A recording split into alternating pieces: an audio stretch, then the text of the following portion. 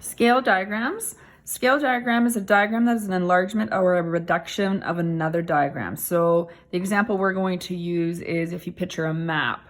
So a map is a scaled down version of the actual real distances traveled from town to town, for example. So in example 5 here, a map of Alaska has a scale of 1 to 4,750,000 inches. So every 1 inch you see there is going to be related to that. So the distance on the map between Pakistan and Canadian border is 3 11/16 inches. So if you actually took a measurement on the map, looked on your ruler, that's the distance you would travel. What is the actual distance to the nearest mile? So that's what we're going to convert to. So first we're going to work with, since we're given this in inches, that's what the scale is in, we should keep the units the same in inches. So we write a ratio. So 1 in 4,750,000 is equal to 3 11/16 over what's the actual distance. So on the map, 1 inches is this distance. So if you on the map draw, measure 3 11/16, what's the actual distance in inches? And then we'll convert it to miles afterwards. So we would cross multiply to do this. So 1 times x is x.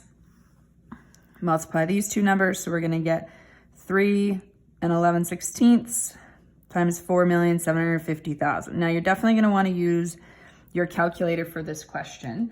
So put 3 11/16 into your calculator. I like to put the 11/16 into my calculator first as a decimal and then add 3. So for example, if I'm putting this into my calculator, I'm going to say 11 divided by 16ths, which is 0.6875 plus 3. So it's 3.6675 inches. So I've just converted that fraction to a decimal. Now I'm going to times it by the 4,750,000. Okay, and so I get my new answer of 17,515,625 inches. Now, if someone said to me, I asked, how far is Pakistan to the Canadian border? And they told me the answer was 17,515,625 inches. I wouldn't help me a whole lot. I need to make that a more practical unit for actually understanding distance that far. So this is too small of a unit to use, so we're going to convert it to miles. So if we take a look at our unit conversions, we want to go from inches to miles.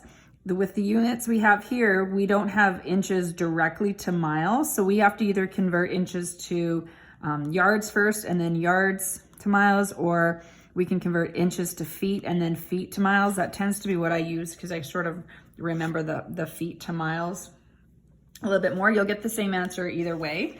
So let's use our unit conversion ratio. So if we have this many inches, I'm going to convert it to feet first. So that means I want feet to remain, inches to cancel out. So inches will cancel out. So again, in your calculator, you're going to put this in your calculator. That number is already there. So you're going to go divide by 12. And that's how many feet there are. Now you don't want to round off, so you're going to write that entire number out. So we're going to write all of this out here.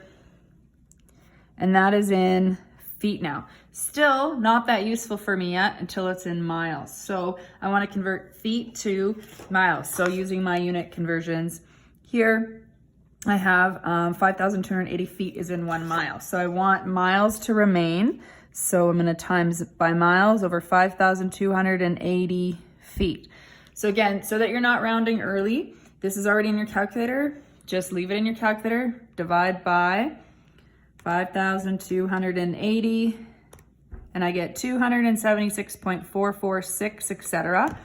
So I get 276.446, etc. miles, because the feet have now canceled out.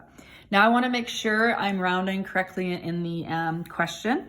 So it says, what's the actual distance to the nearest mile? So then 276, when you round, miles. That's far more useful of an answer than in inches or feet when I'm looking at a map. Example B is another one exactly like this, using the same scale. Give this one a try before you watch the next video.